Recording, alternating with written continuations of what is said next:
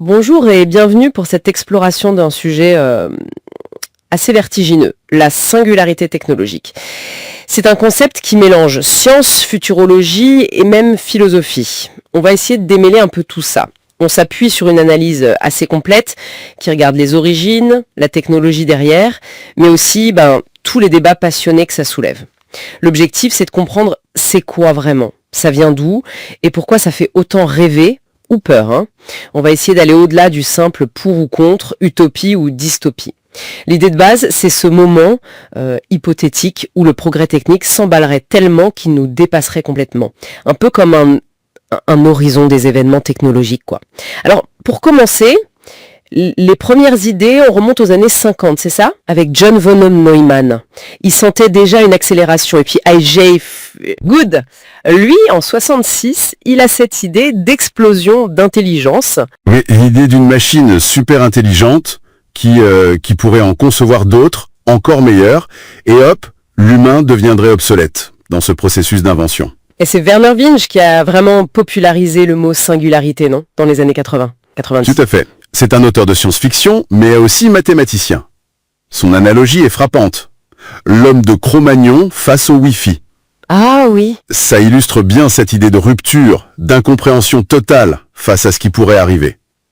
Du coup, une idée mathématique qui devient presque un mythe culturel via la SF. Et dans ce mythe, il y a une figure centrale aujourd'hui, Ray Kurzweil. Impossible de l'éviter. C'est le promoteur le plus connu. Il a théorisé la loi des retours accélérés. En gros, il étend la loi de Moore, l'idée de la croissance exponentielle, à toute la technologie. Il donne même des dates, c'est ça qui est fou. Oui, très précise. 2029 pour une IA qui passerait le test de Turing et carrément 2045 pour la singularité elle-même.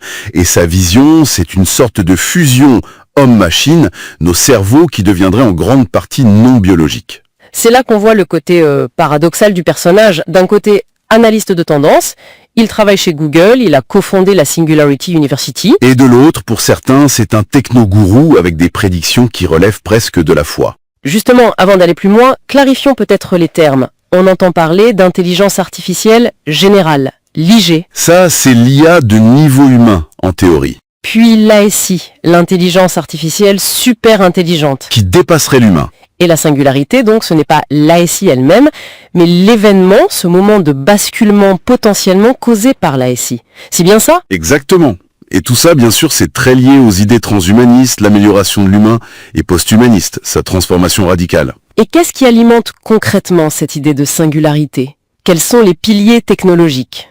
Historiquement, il y a la loi de Moore, le doublement de la puissance des puces, même si on voit qu'elle atteint ses limites. Oui, elle ralentit. Elle ralentit, il y a des limites physiques, des coûts énormes, mais l'autre moteur important, c'est la convergence NBIC. Nano, bio, info, cognitive. Voilà.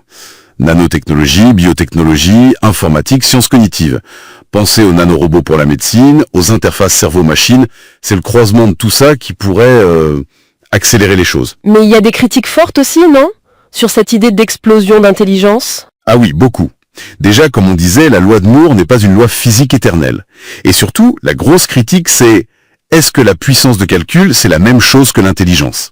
La conscience, la créativité? Exactement. Des gens comme Jean-Gabriel Ganassia insistent là-dessus. L'intelligence humaine est incarnée, elle est liée à notre biologie. L'idée qu'on pourrait télécharger un esprit, pour lui, c'est une aberration biologique.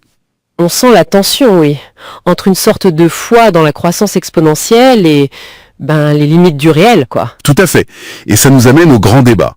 Utopie ou dystopie? D'un côté, la vision optimiste, à la Kurzweil, l'IA résout tous les problèmes, climat, maladie, on devient des humains augmentés, quasi immortels. L'âge d'or. Et de l'autre, la vision beaucoup plus sombre. Le risque existentiel, pointé par des gens comme Stephen Hawking ou Elon Musk. Mais le danger, ce serait pas forcément une IA méchante, comme dans les films. Non, c'est plus subtil. C'est ce qu'on appelle le problème d'alignement. Une IA hyper efficace, même avec un objectif initialement banal, pourrait nous considérer comme un obstacle ou une ressource à utiliser pour atteindre son but. Sans haine, juste par optimisation. D'où les scénarios un peu flippants comme la gelée grise. Voilà, des nanorobots autoréplicateurs incontrôlables. C'est extrême, mais ça illustre le besoin de travailler sur l'alignement des objectifs de l'IA avec les nôtres. Et même sans aller jusqu'à la singularité, l'automatisation pose déjà des questions sociales énormes, non ? L'emploi? Ah ben oui, clairement. Ça ravive les débats sur le revenu universel, la complémentarité homme-machine, des choses très concrètes. Et puis les questions philosophiques derrière tout ça sont vertigineuses. Si on peut télécharger la conscience, qu'est-ce que ça veut dire être humain? Le corps, il sert à quoi? Certains y voient même une sorte de nouvelle religion, une eschatologie technologique qui remplacerait les anciennes croyances par la promesse du salut par la technique. C'est un point intéressant. Et il y a aussi un risque, soulevé dans nos sources, que toute cette fascination pour la singularité, ce futur lointain et hypothétique, ça nous détourne des vrais problèmes de l'IA aujourd'hui. Les biais dans les algorithmes, les deepfakes, la surveillance, les inégalités. Exactement. Des enjeux urgents, concrets, qui demandent une gouvernance maintenant. Le débat sur la singularité peut devenir une sorte de spectacle un peu binaire, paradis ou enfer, qui nous empêche de gérer finement les technologies qu'on a déjà. Donc, si on résume, la singularité, c'est une idée née de l'informatique, boostée par la SF, portée par des figures comme Kurzweil.